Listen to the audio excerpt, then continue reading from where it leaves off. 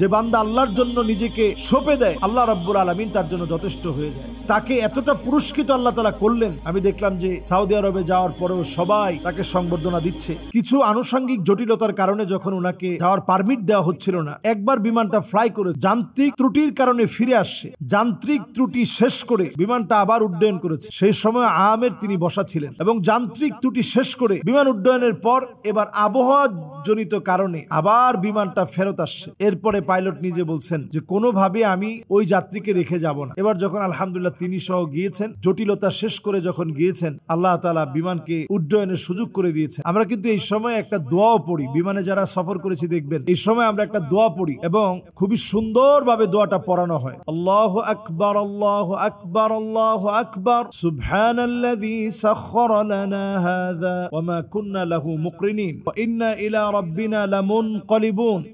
আল্লাহুম্মা ইন্না নাসআলুকা সাফারানা হাযাল বিররা ওয়াত তাকওয়া ওয়া মিনাল আমালি মা তারদা।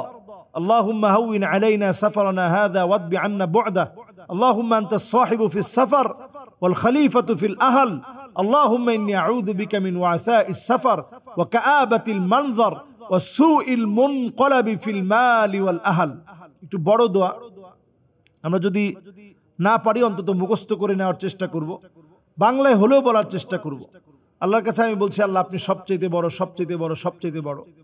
এই বাহন আমার আয়ত্তে আল্লাহ আপনি এনে দিয়েছেন, না হলে এটাকে আমি আয়ত্তে আনতে পারতাম না। কি বিশাল একটা বিমান, এতগুলো যাত্রী নিয়ে কেমন করে উড়ে।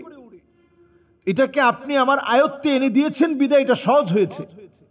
এরপরে পড়া আল্লাহর কাছে বলা যে আল্লাহ আপনার কাছে আমি বলছি, আমি আপনার কাছে আশ্রয় চাচ্ছি, আমার মালিক আপনি, বাহনের মালিক আপনি।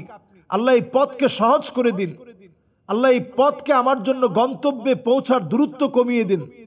অনেক সময় দেখবেন যানজটে লেগে অনেক সময় চলে যাচ্ছে, এরপরে আপনি আল্লাহর কাছে দোয়া করতেছেন, আল্লাহ পথটা সহজ করে দিয়েছে।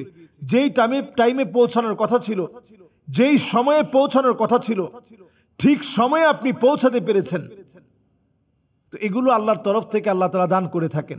লিবিয়ার এই বংশদূত আমের, তার ঘটনায় আরেকটা বার প্রমাণ হয়েছে, ওয়ামাই ইয়াতাওয়াক্কাল আলাল্লাহ ফাহুয়া হাসবুহ। যে যুবক আল্লাহর জন্য নিজেকে সঁপে দেয়, আল্লাহ তাআলা তার জন্য যথেষ্ট হয়ে যায়। যে বান্দা আল্লাহর জন্য নিজেকে সঁপে দেয়, আল্লাহ রাব্বুল আলামিন তার জন্য যথেষ্ট হয়ে যায়। এটা আল্লাহ রাব্বুল আলামিন আরেকটা বার আমাদেরকে দেখিয়ে দিলেন। এটি নিঃসন্দেহে আল্লাহর পক্ষ থেকে বড় একটা পুরস্কার এবং তাকে এতটা পুরস্কৃত আল্লাহ তাআলা করলেন। আমি দেখলাম যে সৌদি আরবে যাওয়ার পরেও সবাই তাকে সংবর্ধনা দিচ্ছে। এটা আসলে পাওয়ার মতোই বিষয়, কারণ তিনি তাওয়াক্কুল নিয়ে আল্লাহর কাছেই চেয়েছেন। আমরাও ছোট থেকে ছোট, বড় থেকে বড় সব আল্লাহর কাছে যাব।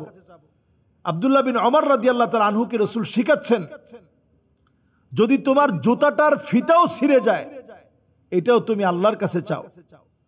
তাহলে ছোট থেকে ছোট সকল বিষয় আল্লাহর উপরে ভরসা করা, এটা আমরা এখান থেকে শিখতে পারি।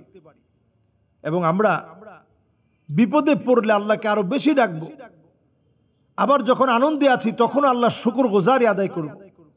এর মধ্য দিয়ে আল্লাহ তাআলা বান্দাদেরকে পরীক্ষা নেন এবং বান্দাদের তাওয়াক্কুলকে আল্লাহ রাব্বুল আলামিন কবুল করেন। আল্লাহ তাআলা আমাদেরকে বোঝার তৌফিক দান করুন।